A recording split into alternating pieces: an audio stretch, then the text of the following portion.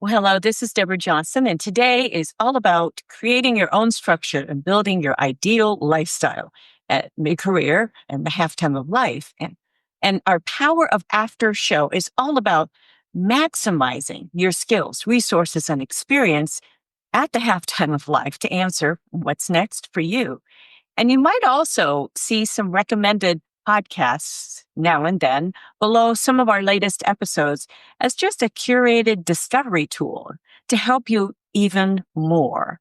So feel free to check those out.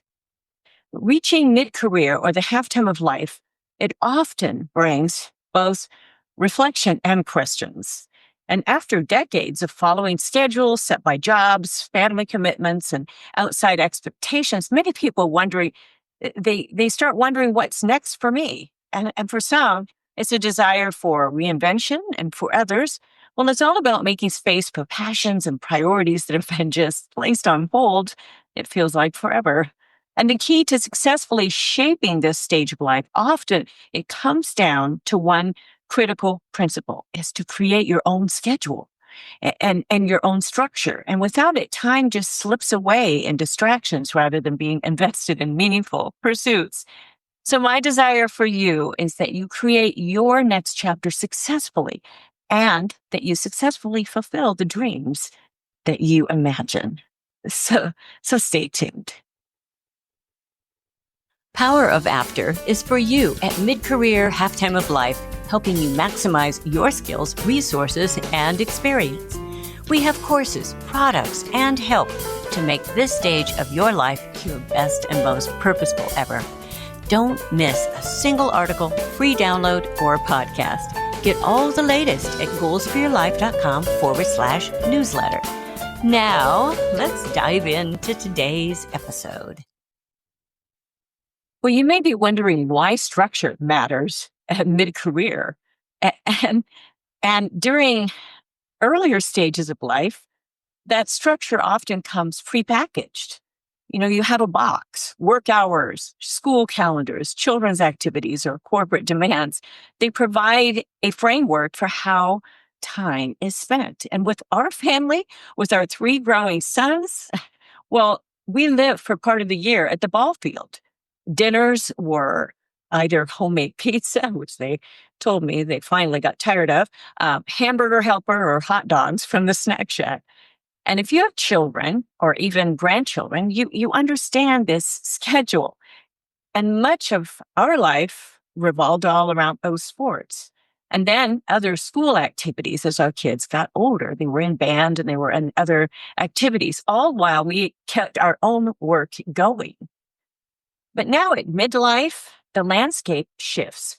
Children grow, careers plateau, or they change. And the demands that once were dictating routines, well, they might just fade. And so without intentional structure, your days can become just filled with distractions, or, other people plan it for you, or they drift by aimlessly. And so pretty soon it's easy to look back on a week and you wonder what you really did. And creating your own structure puts you back in the driver's seat of your life and your schedule. And it doesn't have to be busy, just intentional. Well-crafted structure offers more than organization. I like thinking of well-crafted structure like a well-crafted building. I taught for a couple courses, actually a couple years, at Cal Poly Pomona University.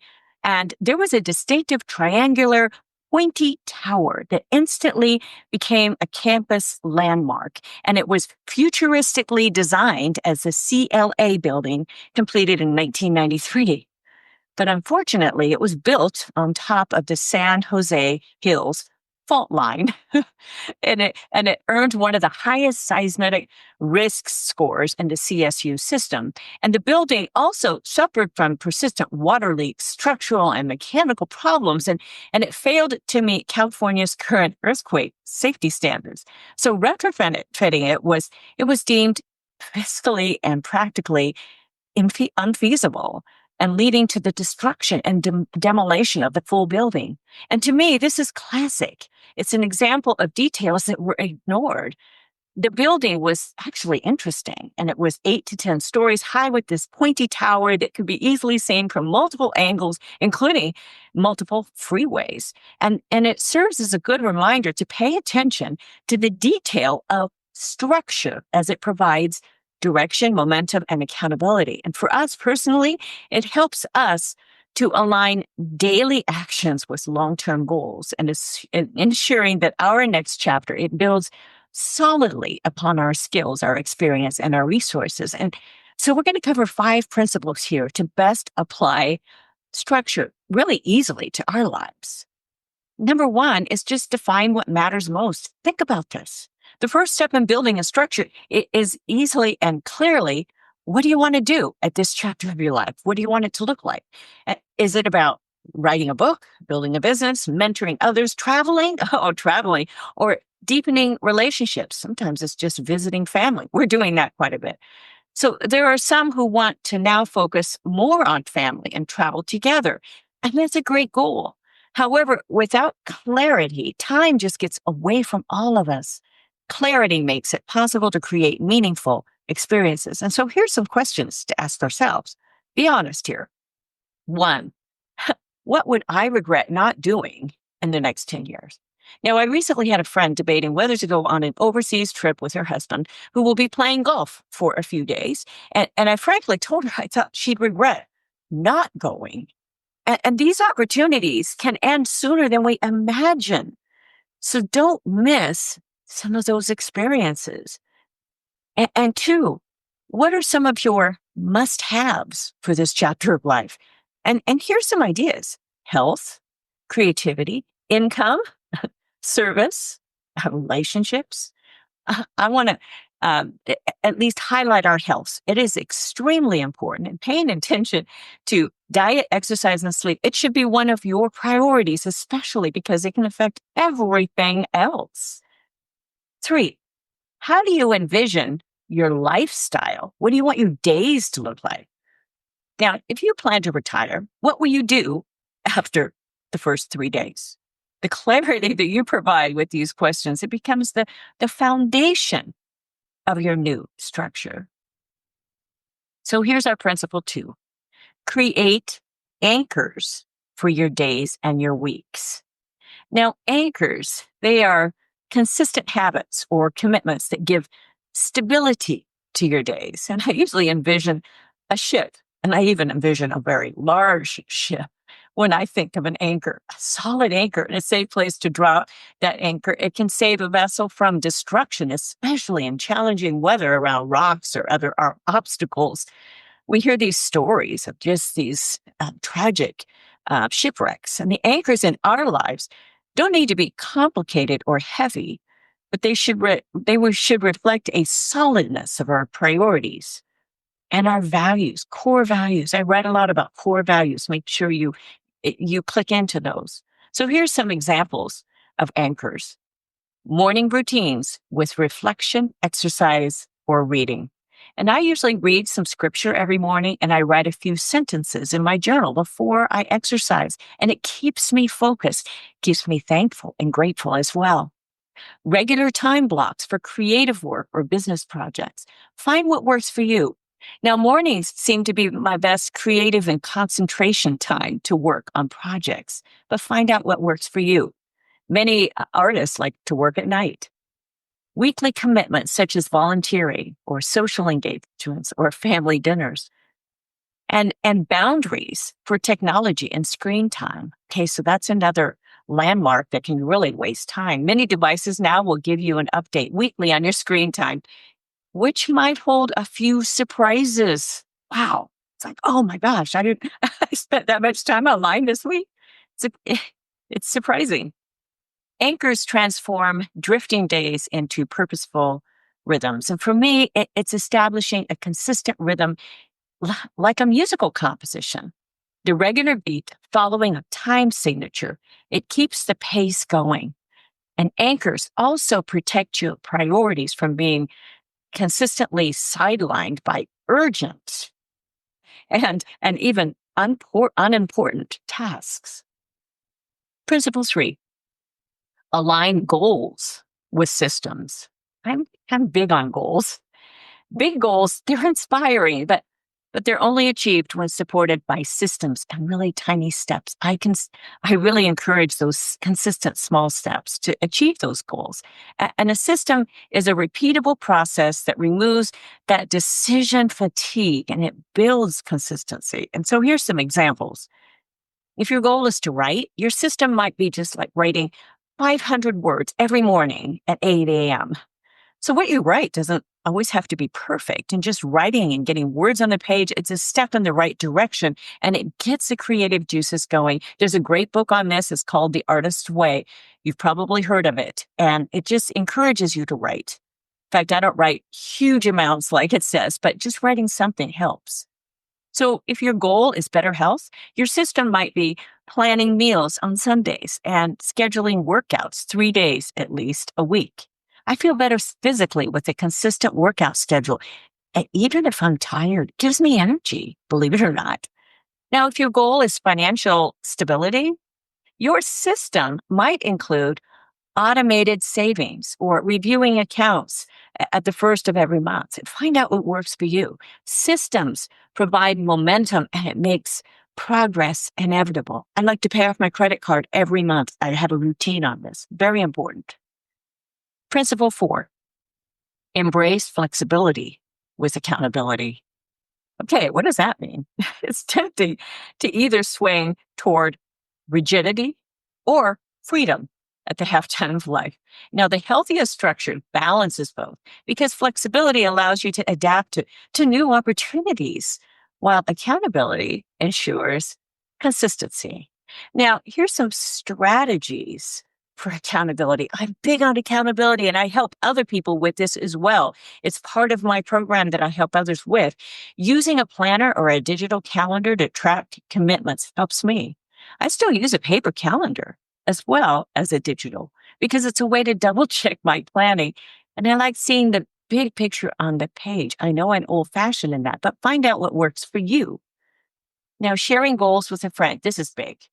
A friend, a mentor, or a mastermind group. And I help with mentoring many times, helping people through these processes. This is a very good strategy when making changes, and it gives a good sounding board for ideas. I've done this more recently, and it helps with accountability. I've done this for myself as well as for others. Setting regular check-ins to evaluate progress. Now, don't discount this for both personal and professional areas of your life. Personal areas are important as well. Flexibility without accountability leads to drifting, just like a boat without an anchor. And accountability without flexibility leads to burnout and overwhelm. So combining both creates a sustainable structure. Principle 5, reframe structure as freedom. Wow. Now that's a mindset. It's a healthy mindset, a growth mindset. And some resist structure because it just feels so restrictive. They want to be creative, but in reality, structure, it creates freedom.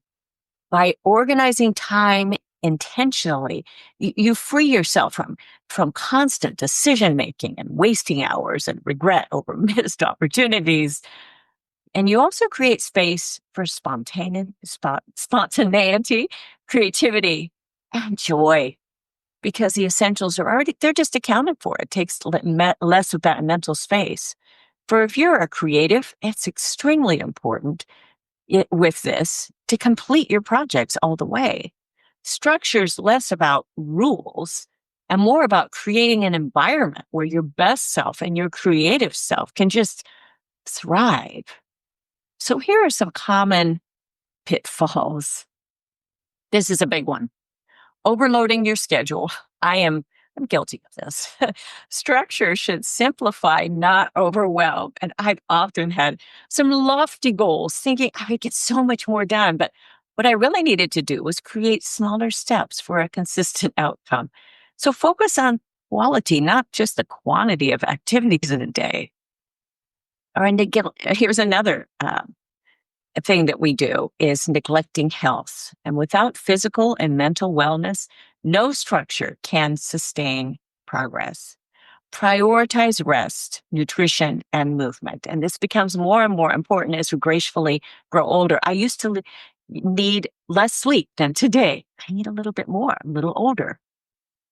And what about ignoring transitions, changes in our lives, such as retirement, career change, or empty nest? It requires adjusting to your structure, especially mentally. So what worked and it felt right about 5 years ago or even a year ago, it might not be ideal for today. So here's some takeaways, and make sure you see the article that comes with this, because you will see these takeaways and you can actually even print them out for your own self, for your own use. Get clear on what truly matters in this chapter of life. Get very clear. Number 2, build daily and weekly anchors that reflect your priorities. And number 3, design systems that support your goals and reduce the decision fatigue. Put something down on paper, give yourself timelines. And number 4, balance flexibility with accountability to sustain momentum. And many times this flexibility comes with just getting together with friends. Number 5, view structure not as a limitation, but as a tool for freedom and for fulfillment. It should give you joy. Because mid-career and the halftime of life, it provides a unique opportunity. It's a great time of life. And it's a chance to build a lifestyle that aligns with your values, your skills, and your dreams. But without structure, the opportunity, it can slip away into distraction or stagnation. I want to keep working, but I also want to visit family and I want to travel. And I don't want anyone listening to this to look back with regret on what could have been, especially at the halftime of life. So take the time to intentionally create your own structure. And by doing so, you design a framework for growth, for contribution, and for joy. And that's how you create your ideal lifestyle, not someday, but today. And I've written a book all about this with Power of After. That's the title also of this show, because I share some of my structure that I've used through the years. And that structure is just, I will tweak it with the days of AI. Oh my goodness, there's so much growth, but it gives you the principles. It gives you the background on that and how important that is for this time of life with our power of after, because this is a great time of life. So thank you so much for joining me today in this episode of and this show of how important that structure is, because structure can really bring freedom. And I want that for you. So I'll look forward to being with you again next time. Bye-bye for now. Thanks so much for spending time with me today. I love bringing you insights to help you maximize your skills, resources, and experience at mid-career and beyond, so that you can make your next chapter your most impactful and purposeful yet. I'm Deborah Johnson, and I can't wait to be with you again next time on the Power of After show.